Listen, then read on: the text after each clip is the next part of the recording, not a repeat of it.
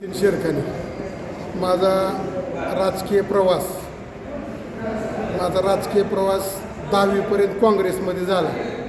11वी 12वी माझी शिवसेना उभाटा गटामध्ये झाली आणि माझी PhD करण्यासाठी मी भारतीय जनता पक्षामध्ये प्रवेश घेतला.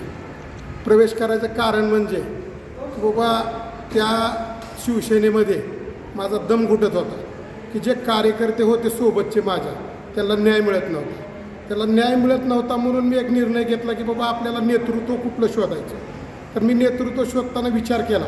ह्या प्रवेशासाठी मी जवळपास 3 महिने विचार केला की आपण कुठं प्रवेश केला पाहिजे. तर मी भारतीय जनता पार्टीचा विश्वास ठेवून राणा जगजितसिंह पाटील यांच्यावर विश्वास ठेवून मी भारतीय जनता पार्टीमध्ये प्रवेश केला. त्याचं कारण म्हणजे की बाबा प्राधिकरणासाठी राणादादांनी तुळजापूर विधानसभा मतदारक्षेत्रामध्ये 1600 कोटी रुपयाचा निधी आणला आणि धाराशिव नगरपालिकेला विविध रस्ते 68 रस्त्यांसाठी जवळपास 140 कोटीचा निधी आणला.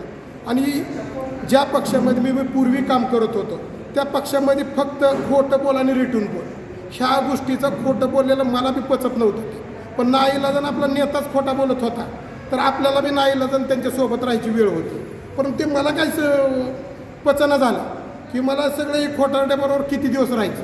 म्हणून मी एक विचार केला की एक चांगलं नेतृत्व गाठावं आणि आपल्या समाजाला न्याय मिळावा, माझ्या मित्रपरिवाराला न्याय मिळावा म्हणून भारतीय जनता पार्टीमध्ये मी प्रवेश घेतला. माझ्यासोबत माझी फॅमिली, माझा मित्रपरिवार माझ्यावर विश्वास ठेवून भारतीय जनता पार्टीमध्ये प्रवेश घेतला.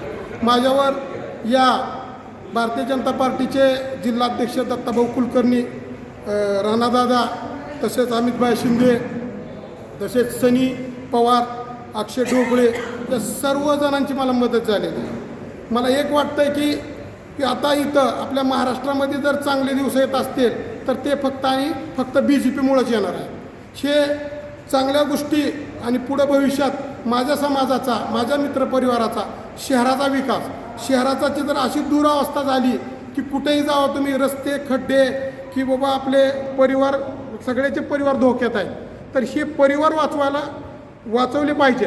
हे वाचवण्यासाठी मी निर्णय घेतला की आपण जर BJPमध्ये प्रवेश केला तर आपण नक्कीच वॉर्डाला, शहराला चांगल्या पद्धतीचा आपण न्याय देऊ शकतो. आपण सांगितलं की आपला नेता खोटा बोलत होता म्हणून आम्हाला खोटं बोललं. काय नेमकं खोटं बोला, काय उदाहरण सांगू का? जर एखादा कार्यकर्ता जर अडचणीत आला तर त्यांच्यात तेवढं दानत नाही त्या कार्यकर्त्याला अडचणीतनं बाहेर काढावं. हे तर कुठला बी कार्यकर्ता जर शिवसेनेचा अडचणीत आला तर त्यांना कधी त्यांनी भेटसुद्धा दिलेली नाही. ते फक्त आणि फक्त वाढदिवस, लग्न कार्य, मैत्रीला जाणे, गोड गोड बोलणे, फोन उचलणे, देखावा करणे हेच फक्त त्यांचं कार्य. त्यांचं कार्य विकासाचा जर विषयच नाही.